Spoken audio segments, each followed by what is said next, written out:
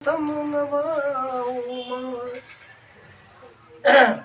अपन सबने भी सर्वांग योग का पाठ किया।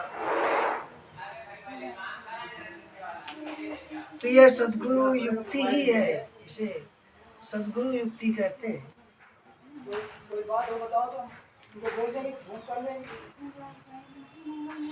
सद्गुरु युक्ति में लखे अपना दिव्य स्वरूप, ब्रह्म छूटे निश्चय मिले सत्यचित आनंद रूप। आप साकार हो, निराकार हो, जड़ हो, चेतन हो, जो भी हो आप समझते हो, परंतु भगवान सद्गुरु कहते हैं आप तो सच्चित आनंद रूप है।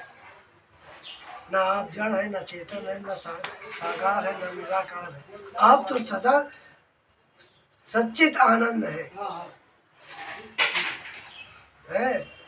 और कहते हैं जब अपन ने सद्गुरु युक्ति प्राप्त कर ली तो प्राप्त किए तो करें क्या? सद्गुरु युक्ति का करें तन मन से अभ्यास, विश्व रूप हो जाइए पहुँचे सद्गुरु द्वार। अगर आप फिर भी स्थिरता नहीं प्राप्त हो रही तो सद्गुरु के पार उसके समीप उपस्थित हो, उससे बार बार उससे निवेदन करें, सद्गुरु आपको अवश्य ही बताएंगे। ऐसा बताते हुए अपन जो अभी अपन ने गुरु पूर्णिमा मनाई, 3 तारीख को गुरु पूर्णिमा थी, बहुत ही अच्छा महोत्सव हुआ। और वास्तव में अब ये जो वर्तमान में चल रहा है श्रवण मास है। श्रवण मास का मतलब क्या? श्रवण मास यानी कि श्रवण का मतलब सुनना।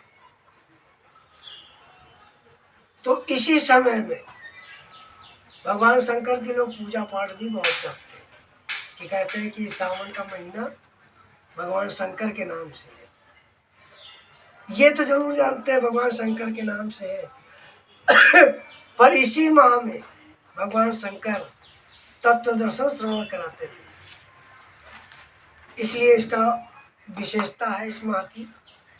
और श्रवण मास में जो अगर तत्व दर्शन ब्रह्म ज्ञान को ना समझ सका तो फिर वो कालत्रय में नहीं समझ सकता। ये विशेष करके भगवान शंकर की भक्ति होती थी इस समय पर। वह अपने सभी भक्तों को जो विशेष होते थे या अविशेष, विशेष का मतलब कि जो उनको सुनना ही पसंद करते थे, उन्हें जाना ही जाना है उनके पास, उनसे विद्या लेनी ही लेनी है। बाकी तो उनके बहुत से भक्त थे पर वो ये नहीं समझते कि मुझे जाना ही है, मौका मिल जाएगा तो चले जाएंगे, तो कोई आवश्यकता भी नहीं, वो ऐसा बोले। लेकिन विशेष करके उन्हें इसलिए कहा गया तो उन्हें जाना ही जाना है, कोई तकलीफ नहीं, कोई मत जाना ही, इसलिए वो विशेष है।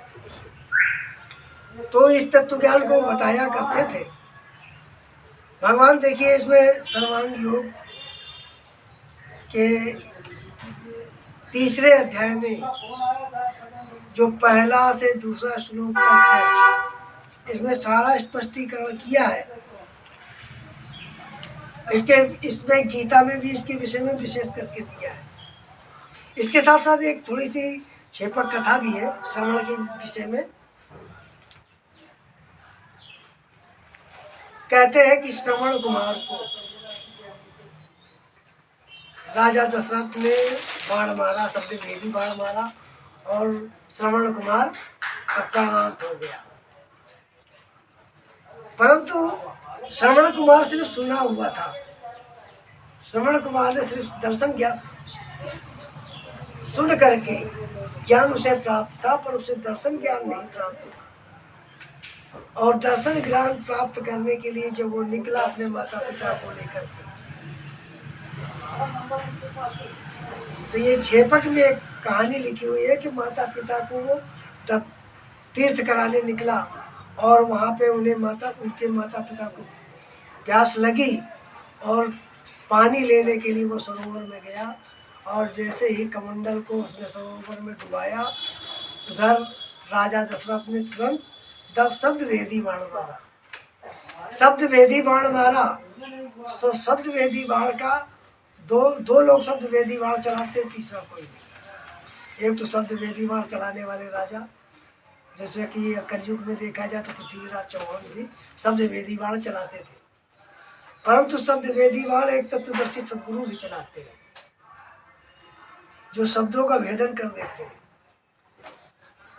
क्यों ये छेपक इसलिए है कि शब्द वेदी बाण का मतलब होता है जहां से शब्द उठा वहां पर ही उस बाण को प्रहार करना चाहिए, परंतु श्रवण कुमार को वहां पे बाण ना लगा, बाण लगा जाकर के उनके सीने पर। तो उनके सीने में बाण लगने का क्या आवश्यक प्रयोजन था, जबकि उन्होंने कमंडल तो दाहिने हाथ से यूं डुबाया होगा या बाएं हाथ से डुबाया होगा, तो कमंडल में लगना चाहिए, उनके बाजू में लगना चाहिए, सर में लग सकता था, सीने में लगने का क्या प्रयोजन था। प्रयोजन यही था कि राजा दशरथ एक तत्वदर्शी महात्मा भी थे, और जब वो वहां सरोवर में कहते हैं जलते पतला ज्ञान है, ये अपन सब लोग सुनते भी रहते हैं, जलते पतला कौन है, कौन भूमि से भारी, कौन अगर से तेज, कौन काजल से कारी, तो जलते पतला ज्ञान है। तो वो जल से पतला ज्ञान को ग्रहण करने के लिए वो गए हुए थे, और जब वहां पहुंचे दशरथ जी के शरण में, उन्होंने उन्हें दर्शन ज्ञान जब कराया तो उनका जीव भाव समाप्त हो गया, और उनका जब जीव भाव समाप्त हुआ उसी को कहते हैं दशरथ को मरना, श्रवण कुमार का मरण।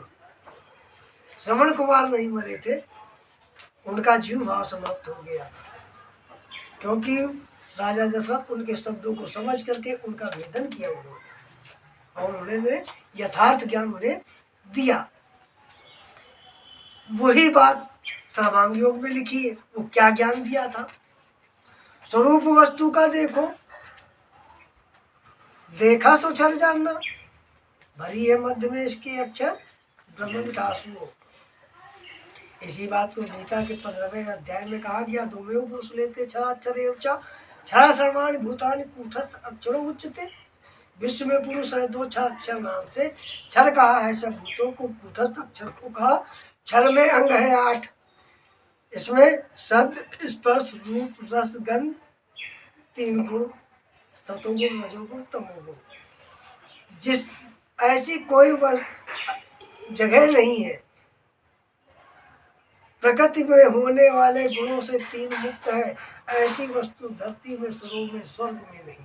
गीता अध्याय 18 के श्लोक नंबर 40 में ऐसा कहा कि कोई भी वस्तु नहीं, तिनके के बराबर भी जगह नहीं है जहाँ पे ये 3 गुण भी विद्यमान ना हो। कई तात्सूत्रम परम वैरागी और तृण सम सिद्ध 3 गुण त्यागी है, तिनके में भी वो 3 गुणों को सिद्ध कर दे, लेकिन उन 3 गुणों को जानने के बाद उसकी उपराम अवस्था में रहने को त्यागी कहा है। तो अपन देखते हैं, भरी है मध्य में इसके अक्षर ब्रह्म मिठास हो। इसी बात को गीता के 15वें अध्याय के 17वें श्लोक में कहा, उत्तम पुस्तत्वन्ना परमात्मत्योदहत यो लोग त्रयं विश्या विभर्ते अव्यय ईश्वर। इसी को यही ईश्वर संज्ञा से अक्षर स्वरूप में 6वें अध्याय में कह रहे हैं, इसी उपयोगिता को, इसी मिठास को ज्ञान दृष्टि से अक्षर कहा है और कर्म दृष्टि से इसे ईश्वर कहा जाता है। बाल जी जरा इस पे विशेष ध्यान दीजिए क्या, क्योंकि आप जो थोड़ा लेट आए हैं, ये आप पूछेंगे फिर बाद में पता नहीं आपको भी ना, आप उन्हें पाल जी को कह रहे हैं तो it is only for Pal ji, ठीक है। और उसके बाद में नाम शक्कर जो है, मुंडी करो इधर का, नाम शक्कर जो है उसको पुरुषोत्तम भाव है। तो अपन ने पहले 5 ज्ञानेंद्रियों से देखा, बैठने का तरीका गलत हो गया। वक्ता किधर बैठा है, तुम किधर बैठो, तो मुंह सीधा करो, तुम वो चाहे जहाँ बैठे उनसे मतलब, तुम अपना अपना काम ऐसे अपना बैठो सही जैसे हम करो। लोग बैठे। 5 ज्ञानेंद्रियों से हमने 5 भाव देखे, छठे से हमने 3 गुण देखे, ये सर्वांग योग चौथे अध्याय में कहा, दिखेंगे इसमें भाव 8 भिन्न प्रकार के। लोग कहते हैं भी भगवान भाव के भूखे हैं, परंतु मानस क्या कहती है, भाव सहित जे खोजे प्राणी, पाओ भगत मम सब सुख खानी। यानी कि अगर भाव के इन भावों को जानते हुए यदि आप 8 भाव से देखेंगे तो वो सब जगह आपको परमात्मा मिलेगा। अगर इन 8 भाव को नहीं लगा, और कोई भाव दूसरा नहीं है कि लोग सोच लेते हैं हम अपना प्रेम करते, इतना भाव दिखाते हैं, भगवान भाव के भूखे हैं। अरे भाव, इन भाव के भूखे हैं, वो कौन सा भाव, 50 रुपए किलो, 100 रुपए किलो, ये कोई भाव है? या अन्य से अपने अंदर प्रेमा भक्ति जो लाते हो, वो कोई भाव है? अरे भाव, ये भाव सहित जो खोजे प्राणी, इन भावों को जो 8 भाव खोजेगा 8 भाव तो मिलेगा, नहीं तो अन्यथा मिलने वाला कहाँ है। अंत में कहा, यस्माक्षरम तीतो अहम शराधम च उत्तम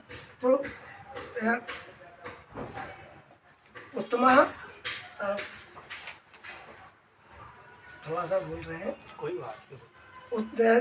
जब मैं परे हूँ क्षर से, जब मैं परे हूँ क्षर के उत्तम अक्षर से हूँ, इसे वेद शास्त्रों में पुरुषोत्तम है कहा। नाम को पुरुषोत्तम कहा गया। अब अपन अन्य मत पंथ संप्रदायों की अगर पुस्तकें पढ़ते हैं तो उसमें क्या देखते हैं, इसे कह दिया काल, उसे महाकाल और फिर अतिकाल, ऐसा भी कहा गया, सही है, परंतु वो दर्शन नहीं करा पाते। इसमें अक्षर को क्या कह दिया कि वो काल है।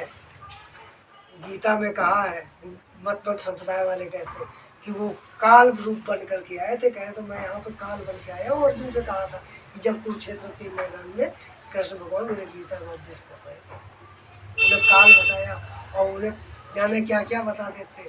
परंतु यहाँ पे सिर्फ यही है कि ज्ञान दृष्टि से वो अक्षर है, कर्म दृष्टि से वो ईश्वर है। अपन इसी प्रकार से जानते हैं और जनाते रहे। और अस्तु यही अपनी वाणी को अपन विराम देंगे। बोलो सूर्य भगवान की जय।